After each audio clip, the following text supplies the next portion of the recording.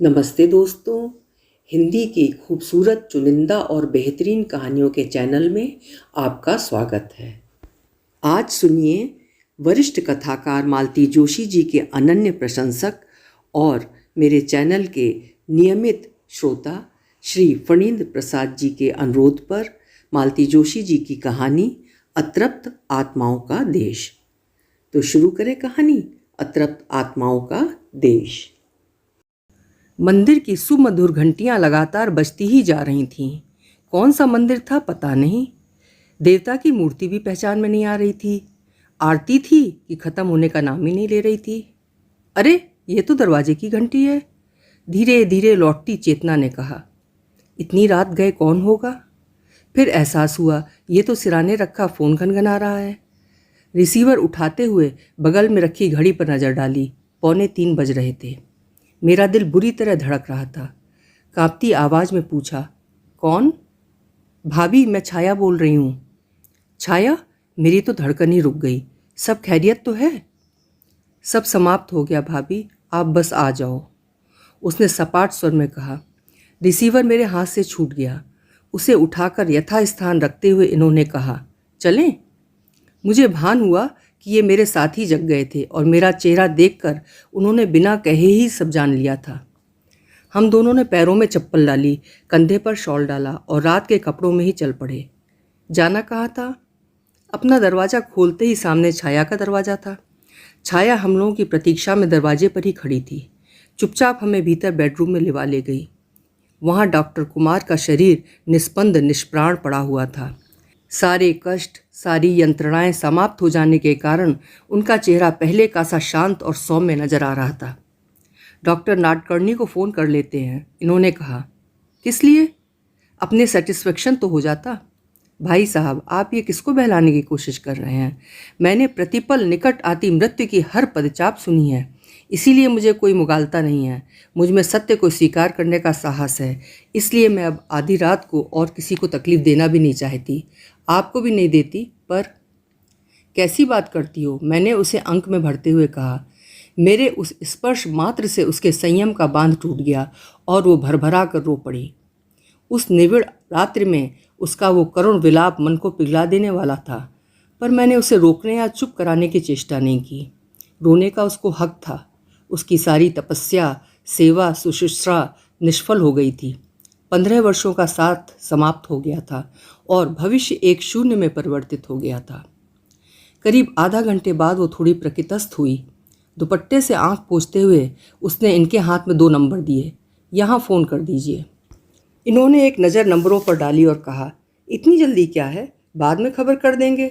वैसे भी उन लोगों को आना तो है नहीं। साल भर में कितनी बार तो खबर की होगी। हर बार यही जवाब मिला है कि हमें उनके जीने मरने से कोई मतलब नहीं है। छाया ने कहा, जीने में तो नहीं था भाई साहब, पर मरने से ज़रूर है। आप देखना तीर की तरह दौड़े आएंगे। छाया का कहना बिल्कुल सही था। 15-20 मिनट बाद ही दोनों जगहों से फ़ोन आ गया कि सुबह 5 बजे निकल रहे हैं, 11 बजे तक पहुंच पाएंगे, प्रतीक्षा की जाए। यू आर राइट छाया, इन्होंने कहा।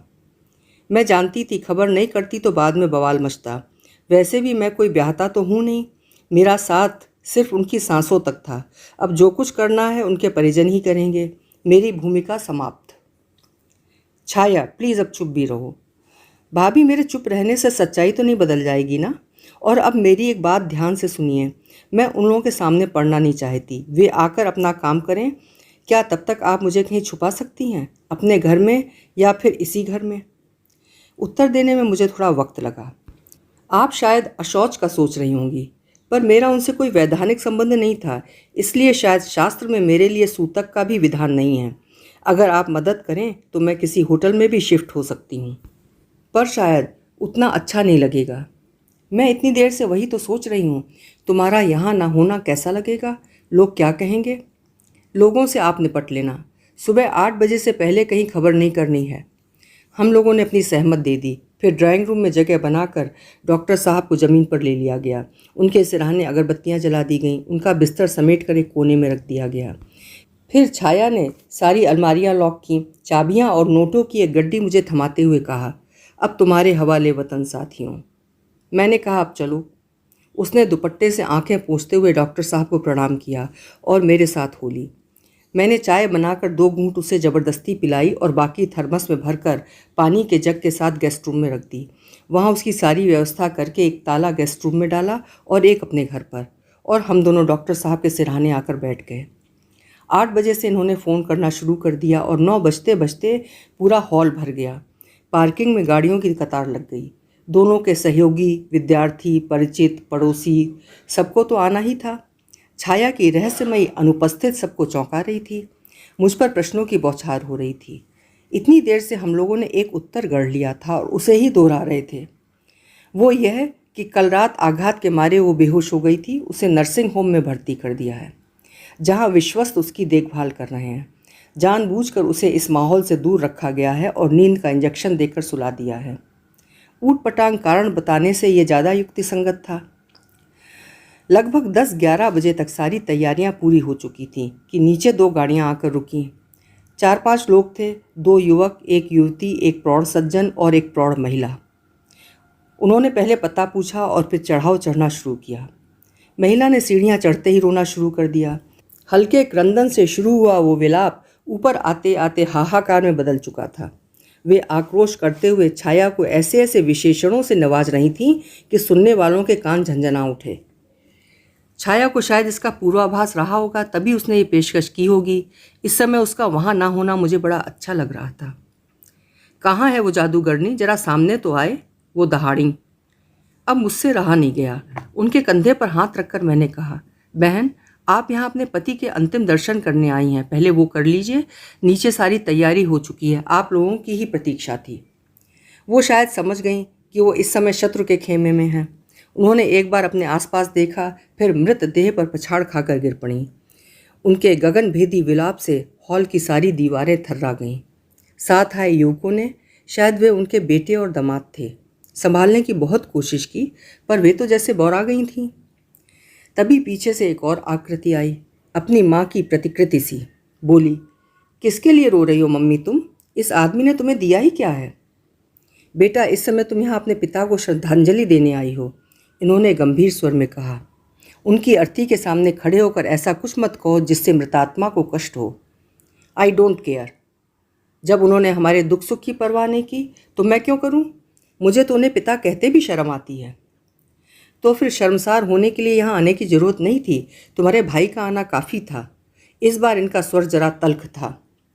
मैं तो नहीं आ रही थी, इनके पिताश्री ने ही मुझे धकेल कर भेजा है, उसने पति के सामने हाथ नचाते हुए कहा। सोचा होगा यहाँ खूब अशर्फियाँ बट रही होंगी, समय पर नहीं पहुँचेंगे तो घाटे में रहेंगे। उसके पति का चेहरा शर्म से लाल हो गया। बोला, ये बात नहीं है। पापा बोले कि पिता आखिर पिता होते हैं, उन्हें अंतिम प्रणाम तो करना ही चाहिए। वैसे भी कहते हैं कि मृत्यु के बाद सारी दुश्मनी समाप्त हो जाती है। इस बहसबाजी का एक फ़ायदा तो हुआ, उनकी मम्मी का ध्यान बट गया। कुछ देर के लिए वे अपना रोना भूल गईं। उतनी फुर्सत में सब लोगों ने अपने अंतिम प्रणाम अर्पित कर दिए। उनका बेटा तो पिता के चरणों में सिर रखकर फपक कर रो पड़ा। बड़ी मुश्किल से उसे चुप कराया जा सका। मुझे आश्चर्य हुआ, जब पिता से इतना प्रेम था तो पहले क्यों नहीं आया? साल भर में कितने तो संदेश पहुंचाए होंगे, पर उसकी तेज तर्रार माँ जिन नज़रों से अपने शोक विभल पुत्र को देख रही थीं, उससे कारण समझते देर नहीं लगी। बेटे ने अपने पिता का रंग रूप तो पाया ही था, उन्हीं की तरह सौम्य शालीन प्रकृति भी पाई थी। इसीलिए शायद माँ से टकराने की हिम्मत नहीं पड़ी होगी। उन्होंने उनके सिसकते हुए बेटे को गले लगाते हुए कहा, बेटा, ये बहुत अच्छा किया जो तुम आ गए। अब कम से कम उन्हें बेटे के हाथों मुखाग्नि तो मिलेगी। मुखाग्नि तो मिलेगी, पर यहाँ नहीं। उन प्रौढ़ सज्जन ने अपनी दबंग आवाज़ में ऐलान किया तो सब चौंक पड़े।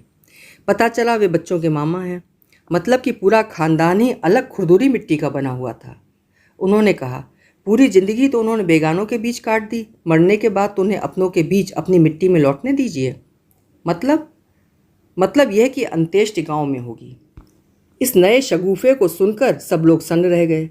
अगर यही मंशा थी तो पहले खबर कर देते, ये लोग शव को वहाँ पहुँचा आते। अब इतनी देर बाद ये निर्णय लेने का क्या मतलब था? इन्होंने समझाने का प्रयास किया। देखिए, उनका रोग जर्जर शरीर था और मृत्यु को भी अब 8-10 घंटे बीत चुके हैं। हम कुछ नहीं जानते। वे जैसे जिद पर अड़ गए। डॉक्टर साहब का बेटा और दामाद दोनों सिर झुकाए खड़े थे, कुछ बोल नहीं पा रहे थे। सारी कमान मामा जी और माँ बेटी ने संभाली हुई थी। काफ़ी हीलो हुज्जत के बाद हम लोगों ने हार मान ली। कल तक डॉक्टर साहब हमारे थे, पर उनके निर्जीव शरीर पर तो परिजनों का ही अधिकार था, जैसा चाहें करें। चलने से पहले मामा जी ने एक और तीर फेंका। अब सब लोग बाहर आ जाएं, जाने से पहले हम ये घर सील कर जाएंगे। हिसाब किताब जो भी होगा 13 के बाद आकर करेंगे। अब मुझे भी ताव आ गया। मैंने दबंग आवाज़ में कहा, यह घर डॉक्टर कुमार का नहीं है, छाया का है। इसे सील करने का आपको कोई अधिकार नहीं है। हिसाब किताब के लिए आपको जब भी आना हो, आपका स्वागत है। यहाँ शरीफ लोग बसते हैं, चोर उचक्के नहीं। इसलिए आपको किसी तरह की हेरा फेरी की आशंका नहीं होनी चाहिए। मामा जी ने एक बार मुझे आग्नेय नेत्रों से घूरा और फिर एकदम कमरे से बाहर हो गए। इसके बाद एक एक करके सभी लोग सीढ़ियाँ उतरने लगे।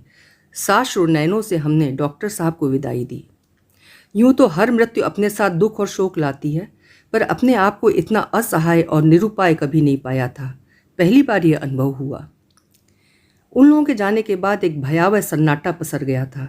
मन एकदम सुन्न हो गया था, पर इस समय मन के लाड़ करने का समय नहीं था। छाया का बिखरा घर निमंत्रण दे रहा था। छाया के कुछ कुलीग्स को और बिल्डिंग की 2-3 महिलाओं को मैंने अनुरोध करके रोक लिया और पूरे घर की साफ सफाई कर डाली। सीढ़ियों को भी धो पोंछ कर चमका दिया। कई लोगों को छाया की जिंदगी के इस पहलू की जानकारी ही नहीं थी। डॉक्टर साहब की पत्नी और परिजनों को देखकर वे लोग आश्चर्यचकित थे। उत्सुकता उनके चेहरे से फूटी पड़ रही थी, पर मौके की नजाकत को देखकर वे कुछ पूछ नहीं पा रहे थे। मैंने भी उनकी जिज्ञासा को हवा नहीं दी। कम से कम आज उस विषय पर चर्चा करना मुझे अच्छा नहीं लग रहा था। सब काम निपटाते हुए दोपहर के 3 बज गए। उसके बाद मैंने सधन्यवाद सबको विदा किया। उन लोगों के जाने के बाद ही मैंने अपने घर का ताला खोला। नहा धोकर पहले चाय बनाई, इनको दी और फिर गेस्ट रूम का ताला खोला। छाया को देखा तो मेरे पांव दरवाजे में ही जम गए। इन 8-10 घंटों में वो जैसे 8-10 साल बुढ़ा गई थी। चेहरे का सारा रक्त जैसे किसी ने सोख लिया था। एक असहाय भाव उसके चेहरे पर छा गया। सांत्वना के, संवेदना के सारे शब्द मैंने बीच में ही गटक लिए। चाय की प्याली उसके सामने रखकर मैं चुपचाप बाहर चली आई। समय की उसे भी दरकार थी, मुझे भी। 2-4 दिनों बाद वो थोड़ी नॉर्मल हो पाई। चेहरे का रंग भी धीरे धीरे लौटने लगा। उसकी जिद के बावजूद मैंने उसे घर नहीं जाने दिया। उस सूने घर में उसे भेजते मेरा दिल कांपता था। एक बात और भी थी, 2-4 कौर ही सही वो हमारे साथ खा तो लेती थी, घर पर तो शायद निराहार ही रह जाती।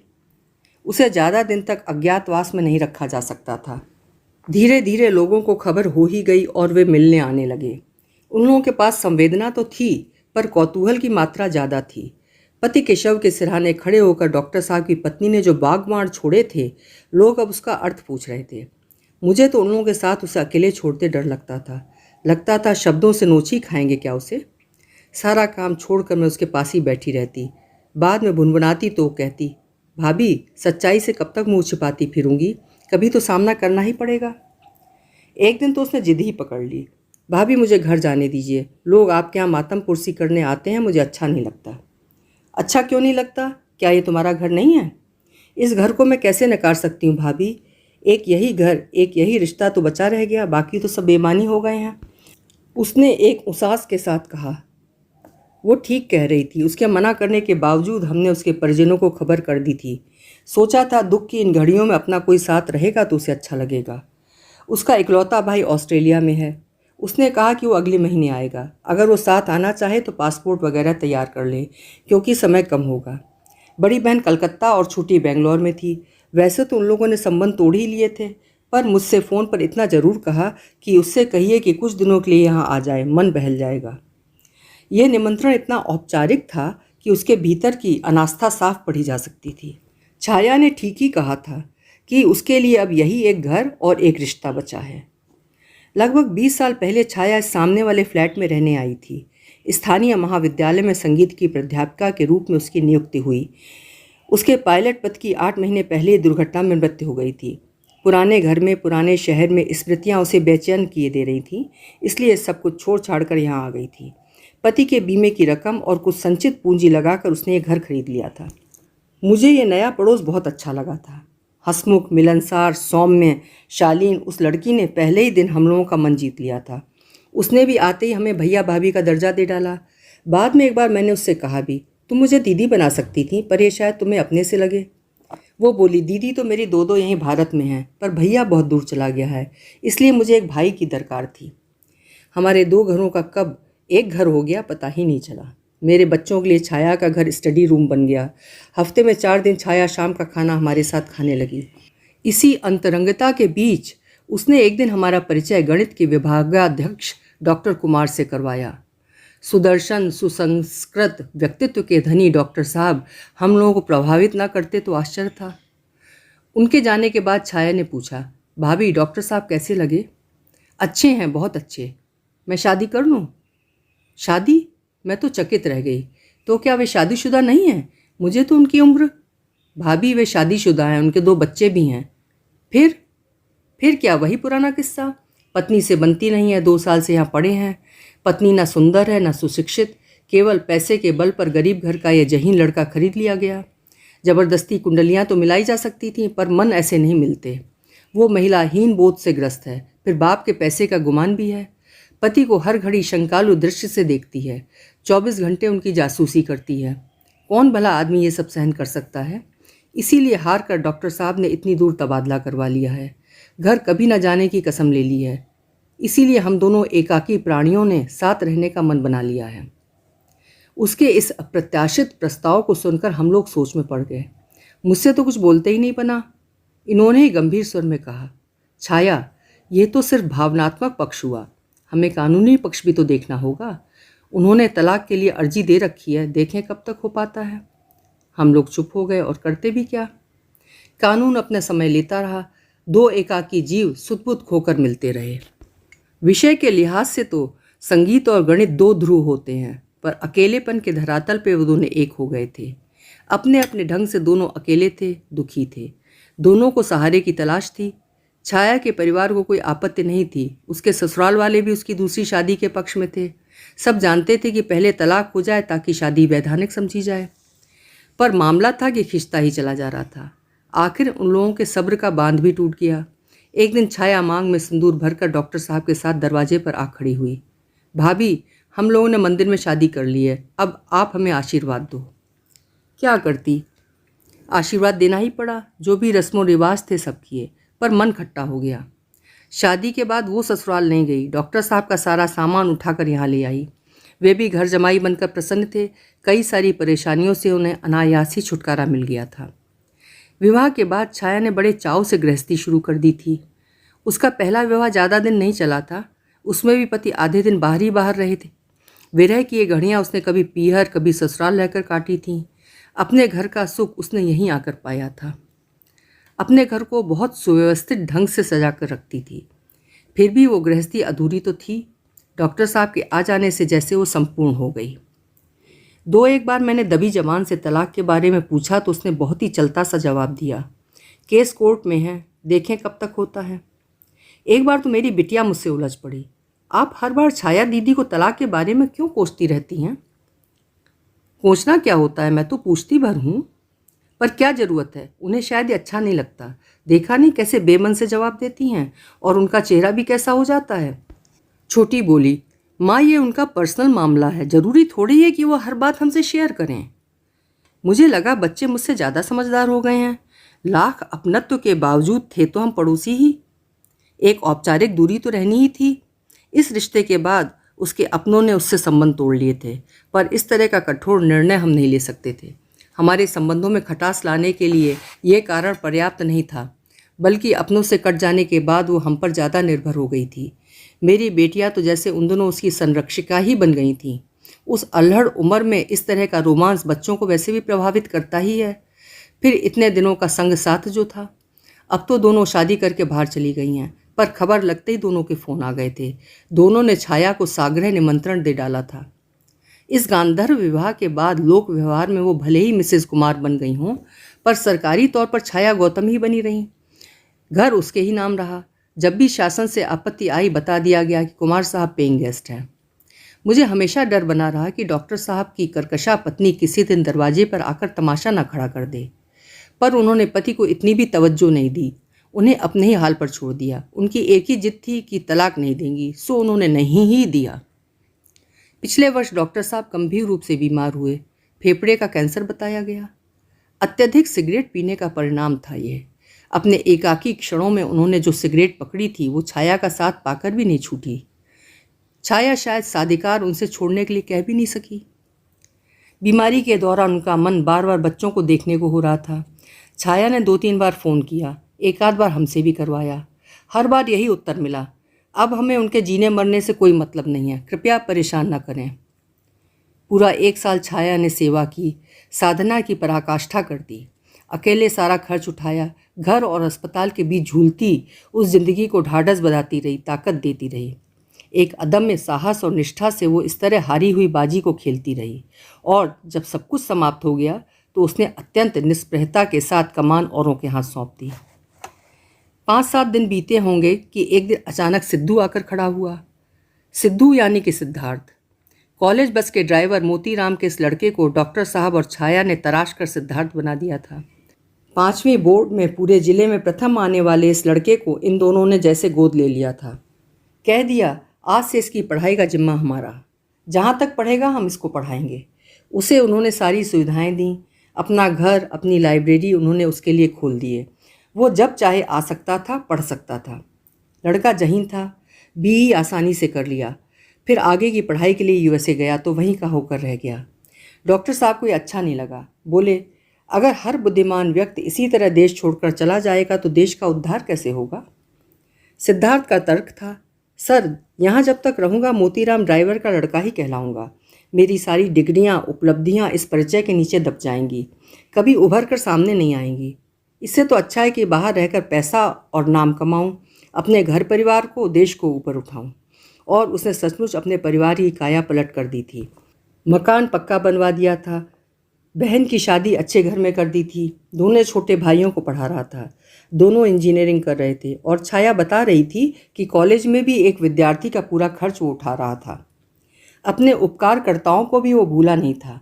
अपने माँ बाप से पहले उसने इन लोगों को टिकट देकर अपने पास बुलाया था। डॉक्टर साहब की बीमारी में हर हफ्ते उसका फ़ोन आ जाता था। वो खुद भी एक बार आया था, जिद की थी कि मेरे साथ चलिए, वहाँ अच्छे से अच्छा इलाज हो जाएगा, पर डॉक्टर साहब नहीं माने। वे इस रोग की परिणति जानते थे। बोले, बेकार पैसे फूंकने से क्या लाभ है। पिता से इस दुर्घटना की खबर पाते ही वो दौड़ा आया था और इस कदर फूट फूट कर रोया था कि देखने वालों की आंखों में आंसू आ गए थे। मुझे डॉक्टर साहब के बेटे की याद हुआ आई। माँ के डर से बेचारा रो भी नहीं पाया था। आते ही सिद्धार्थ ने जिद पकड़ ली कि इस बार मैं अकेला वापस नहीं जाऊँगा, आपको साथ लेकर जाऊँगा। इतनी जल्दी मेरा यहाँ से निकल पाना मुश्किल है पगले, तो आप जितने दिन कहेंगे मैं रुक जाऊँगा, पर इस बार आपकी कोई जिद नहीं चलेगी। पिछली बार जब मैं यहाँ आया था तो सर ने मुझसे वचन ले लिया था कि आपको यहाँ अकेले नहीं रहने दूंगा। अब इसे पितृ ऋण कहिए या गुरु ऋण, मुझे चुकाने दीजिए, नहीं तो उनकी आत्मा को शांति नहीं मिलेगी। मैं उनकी लीगल वाइफ नहीं हूँ ना, जानते हो। इससे मुझे क्या फ़र्क पड़ता है, आप मेरी माँ तो हैं ना। उसका निश्चल स्नेह देखकर हम सभी का मन भर आया था। अच्छा लगा कि छाया के लिए सोचने वाला कोई तो है। वो अपनी जिद पर अड़ गया तो हमने भी छाया का बिस्तर बांध ही दिया। मैंने कहा, कौन सा हमेशा के लिए जाना है, 6 महीने से ज़्यादा का वीज़ा तो मिलता ही नहीं है, उतने दिन घूम आओ, उसकी भी बात रह जाएगी, तुम्हारा भी मन बहल जाएगा। जाना जब एक तरह से तय हो ही गया था तो एक दिन वो कुछ कागज़ लेकर इनके पास आई। भाई साहब, ये पेंशन के पेपर्स हैं। वैसे तो सारी खाना पूरी हो चुकी है, फिर भी आप एक बार देख लें। मेरे जाने से पहले ये काम हो जाए तो ठीक रहेगा। तुम्हारे जाने से पहले तो करना ही होगा, तुम्हारे दस्तखत जो ज़रूरी हैं, और वो भी ट्रेजरी ऑफिसर के सामने। कब चलती हो बोलो। वो हंस दी। जिनके दस्तखत ज़रूरी हैं उन्हें खबर कर दी गई है, मेरे रहते आ गई तो अच्छा ही है, नहीं तो आप लोग देख लेना। मतलब और क्या होगा, मैं क्या कोई बहुत गूढ़ बात कह रही हूँ। पेंशन तो उनकी पत्नी को ही मिलेगी ना, और उनकी पत्नी मैं नहीं, गायत्री देवी हैं, आप सब जानते हैं। पत्नी का कौन सा कर्तव्य उन्होंने निभाया है, मैंने तुनक कर कहा। हम तुम ऐसा सोचते हैं भाभी, पर शासन तो वही करेगा ना जो वैधानिक हो। ये तो तुम्हारे साथ बड़ा धोखा हुआ, अन्याय हुआ। धोखा तो तब होता जब मुझे अंधेरे में रखा जाता। यहाँ तो डे 1 से सारी बातें दिन के उजाले की तरह स्पष्ट थीं। मुझे तो सब पता था। मुझे जब एहसास हो गया कि इस बीमारी से वो उबर नहीं पाएंगे तो मैंने उनसे कहा कि वे अपने हाथों से सारे कागज़ तैयार करके जाएं, जिसको जो देना है वो भी सब तय करके जाएं। मैं चाहती थी कि मरते समय उनके मन पर कोई बोझ ना हो, कोई अपराध बोध ना हो, वे निश्चिंत मन से संसार से विदा लें। उसकी निस्पृहता को मैंने मन ही मन दाद दी, पर सोच रही थी कि जाते हुए डॉक्टर साहब क्या सचमुच निश्चिंत थे? छाया को लेकर मन में कोई अपराध बोध नहीं था। एक दिन दोपहर में उसने मुझे आवाज़ दी। जाकर देखा, ड्राइंग रूम एकदम शोरूम बना हुआ है। डॉक्टर साहब के सूट्स और स्वेटर्स हैंगर से लटके हुए हैं। दीवान पर उनके कुर्ते पजामे, पैंट शर्ट्स और टाइयों का ढेर लगा हुआ था। सिद्धार्थ की मदद से हर चीज़ अलग अलग ढेर में करीने से रखी जा रही थी। दीवान के बगल में दर्जन भर जूते चप्पलों की जोड़ियाँ रखी हुई थीं। ये सब क्या हो रहा है? अब परिग्रह की दीक्षा ले रही हूँ, उसने सूखी हंसी हंसकर कहा। फिर बोली, भाभी, मैंने उन लोगों को यहाँ खबर भेज दी है कि 6 महीने के लिए बाहर जा रही हूँ। वे आएँ और अपना हक ले जाएं। अगर मेरे सामने आते हैं तो ठीक ही है, नहीं तो आप उन्हें ये सब दे देना। कहना तुम्हारे पिता की स्मृतियाँ हैं, सहेज सको तो ठीक है, नहीं तो गरीबों में बांट देना, पर यहाँ से ले जाओ। इतनी जल्दी क्या है छाया, लौट कर दे देना। नहीं भाभी, जितनी जल्दी हो सके। मैं इस अध्याय को समाप्त करना चाहती हूँ। वहाँ से लौटने के बाद मैं एकदम नए सिरे से ज़िंदगी शुरू करूँगी, इसलिए पुराने जंजाल से एकदम मुक्त हो जाना चाहती हूँ। मुक्त होना क्या इतना सरल है, मैंने सोचा, पर उससे कुछ नहीं कहा। इस समय जो भी वो कर रही है अपनी समझ से ठीक ही कर रही थी, उसे टोकना अच्छा नहीं लगा। और सिर्फ ये कपड़े ही नहीं है भाभी, अभी इनकी किताबें हैं, पेपर्स हैं, उन्हें तो मैं अलमारियों के साथ कॉलेज को दे रही हूँ। यहाँ धूल खाने से अच्छा है वहाँ किसी के काम आए। उनके घर में तो इन चीज़ों की ना कोई ज़रूरत होगी ना इज्जत। साहबजादे शायद बीकॉम या बीएससी करके घर बैठ गए हैं। पीईटी के समय इन्होंने कहलवाया थी कि यहाँ भेज दो, अच्छे से अच्छे यहाँ कोचिंग क्लासेस हैं, पर उनकी माताश्री नहीं मानी। बाद में भी संदेश भेजा था कि जिस कॉलेज में चाहो एडमिशन ले लो, डोनेशन की व्यवस्था हो जाएगी, पर जवाब आया कि हमें किसी का एहसान नहीं चाहिए। लक्ष्मी और सरस्वती हर किसी पर कृपा नहीं करती, वो तो भाग्य में लिखा कर लाना पड़ता है। इसमें भाग्य कहाँ से आ गया भाभी, ये तो जिद है, इसी जिद ने बच्चे का भविष्य बर्बाद कर दिया। सिद्धार्थ सामान समेटते हुए पास ही बैठा सारी बातें सुन रहा था। एकदम बोला, आंटी, सब कुछ दान करने से पहले मेरे लिए प्रसाद स्वरूप सर की कोई चीज़ जरूर निकाल दीजिएगा। घड़ी, स्वेटर, शॉल, पुस्तक, कुछ भी चलेगा। मैं उसे हमेशा अपने पास रखूँगा, मस्कॉट की तरह। तुम्हारा जो मन हो वो ले लो बेटा, तुम ही तो उनके सच्चे उत्तराधिकारी हो। जिन्हें मैंने न्योता दिया है वे तो श्राद्ध जीमने वाले हैं। उन्हें जिंदा आदमी से कोई सरोकार नहीं होता, वे सिर्फ मरण त्यौहार मनाना जानते हैं। छाया ने ठीक ही कहा था। श्राद्ध जीमने वालों का तेरह के तीसरे दिन ही संदेश आ गया कि वे आ रहे हैं। छाया, जो अब तक बड़ी बहादुर बनी हुई थी, एकदम नर्वस हो गई। बोली, भाभी, आपने जैसे उस दिन संभाल लिया था आज भी संभाल लीजिए। मैं उन लोगों का, खासकर उस औरत का सामना नहीं करना चाहती। उस दिन की और बात थी छाया, आज का प्रसंग अलग है। आज तुम्हारी अनुपस्थिति से गलत संकेत जाएगा। लगेगा कि तुम अपराध बोध से ग्रस्त हो, तुम्हारे मन में कोई चोर है, इसलिए सामने पड़ने से डरती हो। मैं डरती नहीं हूँ भाभी, पर उस तरह की बकवास मैं सह नहीं पाऊंगी। मैंने उस दिन भी उनका मुंह बंद कर दिया था, आज भी बंद कर दूंगी, ये वादा रहा। पर तुम मोर्चे पर डटी रहो, भागो मत। ढलती दोपहर वो लोग आए। सिर्फ 4 लोग थे, बेटी, दामाद, बेटा और बहू। माताश्री नहीं आई थी। हमने राहत की सांस ली, लेकिन फिर देखा कि बेटी भी नितांत कठोर मुद्रा बनाकर माँ की कमी पूरी कर रही है। उसका पति बहुत ही सज्जन और सुसंस्कृत लगा। मुझे उस पर दया हुआ ही। क्या इसे भी वही सब सहना पड़ रहा होगा जो इसके ससुर ने सहा था? बेटा उसी तरह गुमसुम सौम्य शांत मुद्रा में था। उसका घुटा सिर देखकर तो एकदम डॉक्टर साहब की याद हुआ ही। केमियोथेरेपी के दिनों में वे ऐसे ही लगते थे। बहू बहुत प्यारी थी, केवल उसी ने हम दोनों के पैर छुए थे, बाकी लोगों ने तो नमस्ते भी नहीं की थी। वे लोग चुपचाप आकर सोफे पे विराजमान हो गए। छाया पानी लेकर आई, पर किसी ने नहीं लिया। इतनी लंबी यात्रा के बाद कोई पानी भी ना पिए, ये जरा अजीब सा लगा। शायद घर से मना करके भेजा गया हो, शायद उन्हें जहर खुरानी का डर हो। बाद में बहू ने मेरी शंका की पुष्टि भी कर दी। अपने नन्हे से छौने को दूध पिलाने के बहाने वो भीतर आई थी। मैं उसके साथ हो ली ताकि छाया उन लोगों से खुलकर बात कर सके। बहू ने यह भी बताया कि दीदी रानी को खास तौर से फ़ोन करके बुलाया गया था ताकि उनकी देख रेख में सारा काम हो सके। अम्मा जी का कहना था कि इस मिट्टी के माधव को तो कोई भी ठग लेगा।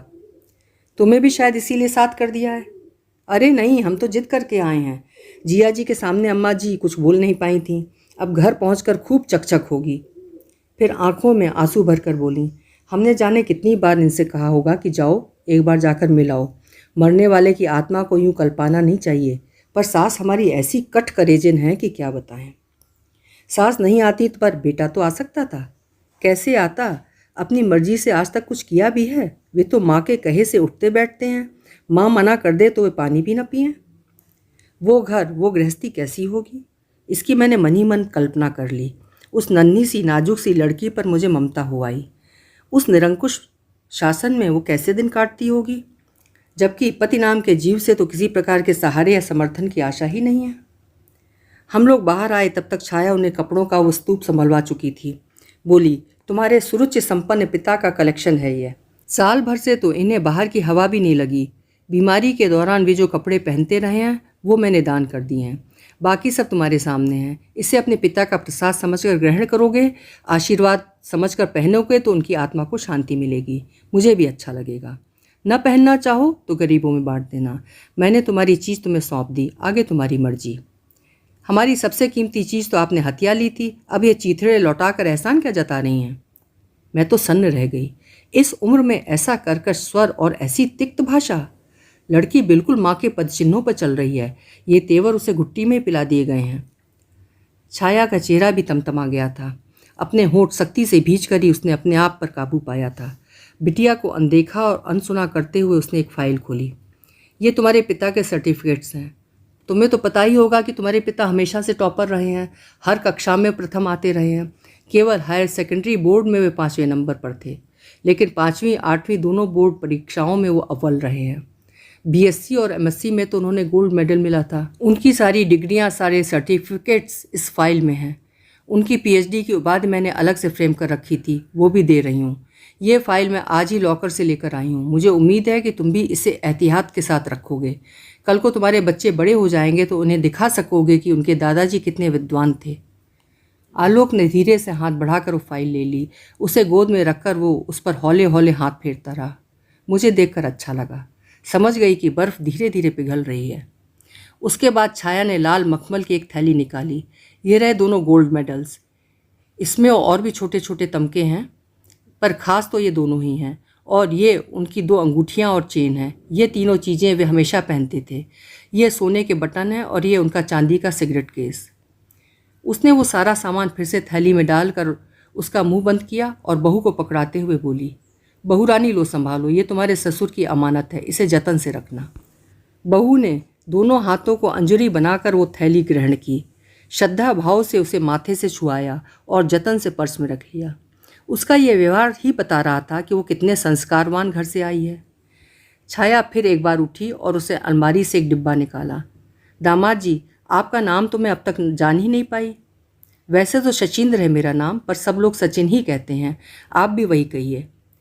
तो सचिन जी, ये आपके ससुर जी की आपके लिए भेंट है। उनकी बड़ी हसरत थी कि अपने हाथ से आपको पहनाते, पर उन्हें तो शादी में आने की ही मनाही कर दी गई थी। अब आप उनकी इस इच्छा को पूरी करें।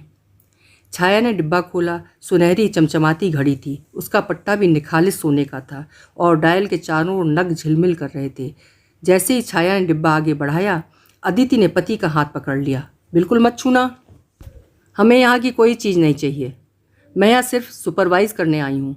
जिस आदमी को बाप कहते मुझे शर्म आती है, उसकी कमाई की फूटी कौड़ी भी मैं नहीं लूँगी। बोलते समय उसके स्वर से ही नहीं, चेहरे से भी नफरत टपक रही थी। तुमने शायद उस दिन भी ये बात कही थी कि उन्हें बाप कहते तुम्हें शर्म आती है, मुझे लोगों ने बताया था। छाया ने शांत स्वर में कहा। हाँ, और मैं 1000 बार ये बात कह सकती हूँ, मैंने ही उन्हें शादी में आने से मना किया था। अगर वे कन्यादान करते तो मेरा मंडप से उठ जाना तय था। अदिति प्लीज़, आलोक और सचिन ने एक साथ कहा। क्यों, तुम्हें क्यों मिर्ची लग रही है? आलोक, उसे रोको मत, बोलने दो। उसके मन का गुबार एक बार ही निकल जाने दो, तभी ये हल्का महसूस करेगी, छाया ने कहा। लेकिन अदिति, मरने वाले की ओर से तो तुम्हें एक बात बताना चाहूँगी। तुमने उन्हें कन्यादान तो नहीं करने दिया, पर पुण्य शायद उनके खाते में गया होगा। कैसे? इस शादी के लिए पूरे 5 लाख का चेक उन्होंने काटा था, तुम्हारे मामा जी खुद लेकर गए हैं। 5 लाख? सबकी आंखें आश्चर्य से फट पड़ी थीं। सचिन तो एकदम से ही सनक गया था। क्या बात करती हैं? क्या वो 5 लाख की शादी थी? ऐसी कंगली शादी तो मेरे खानदान में किसी की नहीं हुई होगी।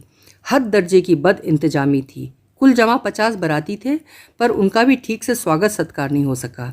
न ढंग का खाना था, न जनवासा। अपनी बिटिया को जो कुछ भी दिया हो, पर मुझे तो सगाई की अंगूठी को छोड़कर कुछ भी नहीं मिला। मेरे भाइयों की शादी में चांदी के डिनर सेट आए थे, बारातियों को चांदी के गिलास मिले थे, तीनों भाइयों को ससुराल से 4 व्हीलर्स मिली हुई हैं। घर में जब भी मेरी शादी का जिक्र होता है मैं शर्म से गड़ जाता हूँ। हर बार बस यही राग अलापा गया कि लड़की के पिता अलग हो गए हैं, इसलिए अब जो भी है, जैसा भी बन पड़ा है, उसे स्वीकार कीजिए। 5 लाख कुछ होते हैं आंटी, मेरी समझ में नहीं आ रहा है वे गए कहाँ। ये तो तुम अपने पूज्य मामा जी से जाकर पूछना, वही आकर तंग दस्ती का रोना रो गए थे। खैर, उन बातों को अब भूल जाओ। जो कुछ हो गया उससे अब बदला तो नहीं जा सकता ना। अब बस तुम मरने वाले की इच्छा का थोड़ा सा मान रख लो। ये घड़ी ले लो। सचिन ने चुपचाप वो घड़ी ले ली। अदिति देखती रही, कुछ नहीं बोली। 5 लाख वाली चोट जितनी आकस्मिक थी उतनी ही ज़बरदस्त थी। वो एकदम हतप्रभ रह गई थी, उसके तेवर ढीले पड़ गए थे। और अब ये आखिरी काम। छाया ने एक और फाइल निकालते हुए कहा, ये पेंशन के कागजात हैं, सारी फॉर्मेलिटीज़ पूरी हो चुकी हैं, पर तुम्हारी माँ के हस्ताक्षर होना बहुत ज़रूरी है। वे भी ट्रेजरी ऑफिसर के सामने करने होंगे। जब भी वे आना चाहें उन्हें ले आना। घर की चाबी भाभी के पास रहेगी। तुम लोग चाहो तो निसंकोच यहाँ रुक सकते हो। और ये तुम्हारे पापा की पासबुक है, 2-3 बैंक्स में खाते हैं, उन्हें चाहे तुम अपने नाम करा लो या मम्मी के। और हाँ, सेंट्रल बैंक वाली पासबुक में तुम्हें 5 लाख के चेक का हवाला मिल जाएगा। एक बात और कहना चाहूँगी, फिर कभी शायद कहने का मौका ना मिले, वो यह कि एक बात अच्छी तरह समझ लो कि मैंने तुम्हारे पिता को नहीं छीना था। जब मेरी उनसे मुलाकात हुई थी उन्हें घर छोड़े 2 साल हो गए थे। ये अकेलापन ही था जो हम लोगों को पास खींच लाया था। मेरा अकेलापन विधाता की देन थी, पर उन्हें तो उनके अपनों ने ही दर्द दिया था। दोष किसका था, इसकी चर्चा करने का अब कोई फ़ायदा नहीं है, ना हमें अधिकार है। पर ऐसे मामलों में नुकसान हमेशा बच्चों का होता है। माँ बाप की गलतियों का खामियाजा बच्चे ही भुगतते हैं। तुमने भी उसे भुगता है। इस असहज वातावरण में पलने के कारण ही अदिति इतनी गुस्सैल है, और आलोक, तुम इतने अबोले हो।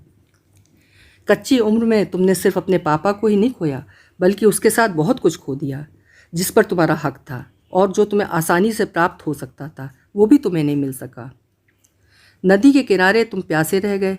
तुम्हारे पिता के पास ज्ञान का अथाह भंडार था। कितने लोग उनकी छाँव में बैठकर तर गए, पर तुम्हारी झोली खाली ही रह गई। ये भाग्य की विडंबना ही तो है। उनके मन में स्नेह का अक्षय उत्स था, जो वो जिस तिस पर लुटाते रहे। यह उन्हीं के पुण्यों का फल है जो इस दुख की घड़ी में मेरे साथ कितने लोग हैं। यह पागल लड़का सिद्धार्थ, इसे मैंने जन्म नहीं दिया है, पर मुझे विश्वास है कि यह जीवन के अंतिम क्षण तक मेरी सेवा करेगा। वो तो डॉक्टर साहब को भी इलाज के लिए ले जाना चाहता था, पर वे गए ही नहीं। शायद उनके मन में तुम लोगों को देखने की हसरत रही होगी, जो पूरी नहीं हो सकी। मैंने देखा सबकी आंखें भीग रही हैं। ये सोचकर अच्छा लगा कि जाने वाले को 2 बूंद आंसुओं का अर्घ्य तो मिला। इसी बीच मैं चाय भी बना कर ले आई थी, जो सबने चुपचाप ले ली। इस बार कोई विकल्प मन में नहीं उठा। लोग जाने के लिए उठ खड़े हुए। आलोक ने प्रणाम किया। उसकी बहू तो फपक कर रो ही पड़ी थी। छाया ने अंक में भरकर उसे सांत्वना दी थी। वे लोग चलने लगे तो छाया को पता नहीं क्या सूझी। 1 मिनट, उसने सबको रुकने का इशारा किया। फिर इससे पहले कि सचिन कुछ समझ पाता, ड्रॉर से कार की चाबियां निकाल कर उसे थमा दी। सचिन, तुम्हारे तीनों भाइयों को ससुराल से गाड़ियाँ मिली हैं, तो तुम्हें भी मिलनी चाहिए। तुम्हारे ससुर भी राजा आदमी थे। हाँ, गाड़ी जरा पुरानी ज़रूर है, हमारी तरह। बेचारा सचिन शर्म से लाल हो गया। ये आप क्या कह रही हैं आंटी जी? मेरा मतलब ये नहीं था, मैं तो खुद अपनी गाड़ी लाया हूँ। तुम्हारा मतलब जो भी रहा हो, मेरा मतलब बिल्कुल साफ है। अब मैं 6 महीने बाहर रहूँगी तो गाड़ी गैरेज में पड़े पड़े जाम हो जाएगी। इससे अच्छा है थोड़ी बहुत चलती रहे, लौट कर जब ज़रूरत होगी मांग लूँगी। जब सब लोग चले गए तो घर एकदम खाली खाली सा लगने लगा। माहौल में एक वीरानगी सी छा गई। मैंने कहा, छाया, ये तुमने क्या किया? एकदम पूरा घर ही लुटा दिया। अपने लिए कुछ तो रख लेती। क्या तुम्हें कोई स्मृति चिन्ह नहीं चाहिए? मुझे क्या ज़रूरत है भाभी? मेरे पास तो भरे पूरे 15 साल हैं, उन्हें तो मुझसे कोई नहीं छीन सकता। इन बेचारों के पास तो कुछ भी नहीं है ना, इसी से मन बहला लेंगे। वो शायद ठीक ही कह रही थी। अभी आप सुन रहे थे मालती जोशी जी की लिखी हुई कहानी अतृप्त आत्माओं का देश। आशा करती हूँ कहानी आपको भी पसंद आई होगी। अपने विचार कमेंट बॉक्स में ज़रूर लिखिएगा। फिर मिलेंगे। आपका समय शुभ हो, मंगलमय हो।